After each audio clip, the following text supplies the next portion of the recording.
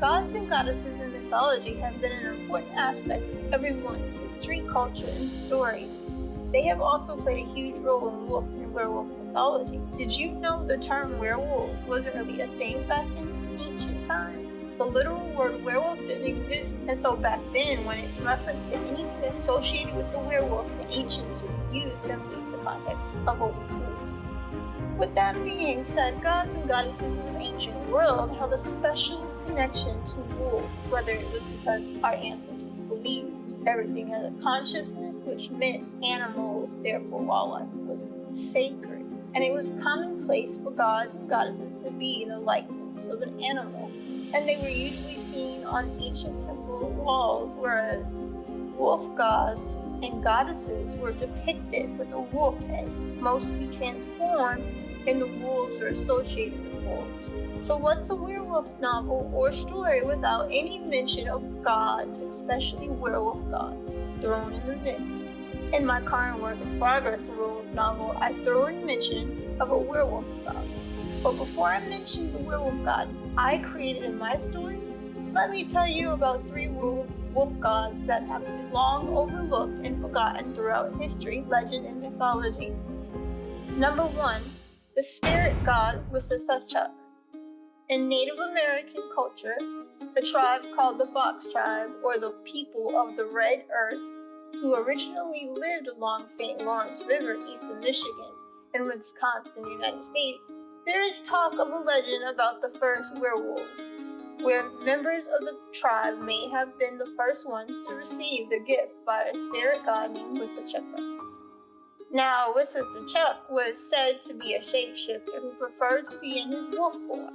He was very friendly to the humans. One day, walking through the woods in his human form, he saw 2 brothers hunting and decided to test them with saying he was in need of food and water. The brothers passed the test, giving Wisakachek some deer from what they hunted. A week later, the brothers were unable to hunt anything and they were hungry.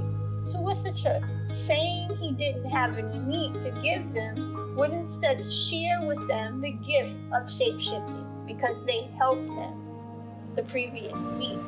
But the only stipulation to this was that the brothers could hunt anything but not harm a human.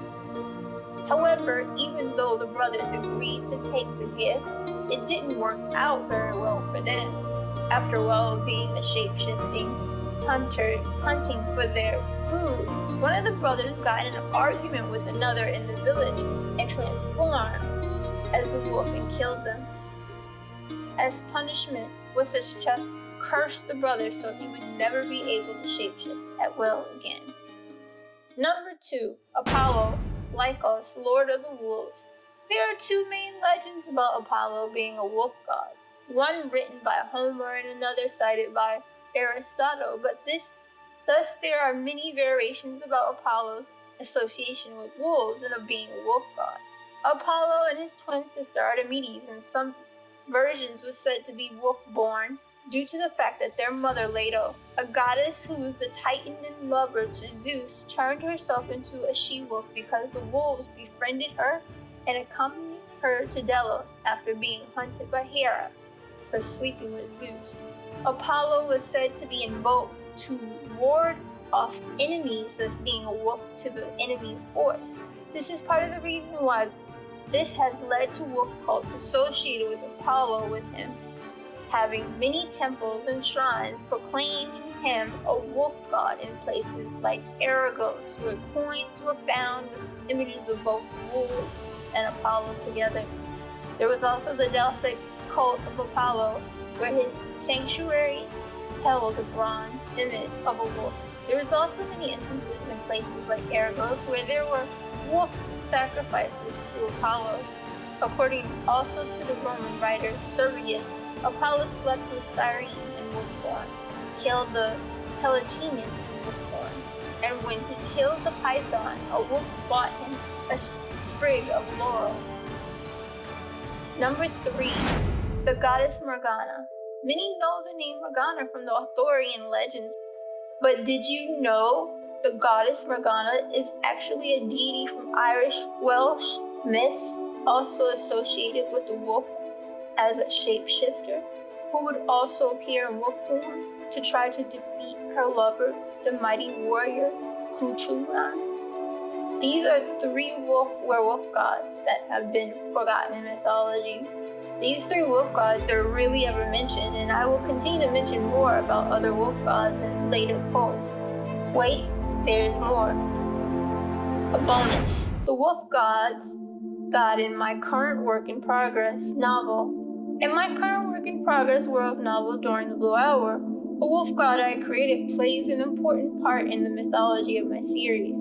Corian, a celestial entity sun god in the Northern Lights, is the wolf god to the werewolves of the Blue Hour. The werewolves howl to him during the Blue Hour every 100 years. As the Northern Light, Corian is soon sacrificed during the Blue Hour by an evil she-wolf. He is then shattered into pieces and is destroyed, not only killing him, but the wolves as well. No one knows where Corian came from or how he came to protect and guard the wolves, but for hundreds of years he gave the wolves many gifts, and so when he dies, the werewolves, the wolf spirits who can now turn human at will, is given celestial powers due to his celestial lights being shattered. The werewolves now howl during the Blue Hour in hopes that one day he will reappear and restore their true wolf selves again.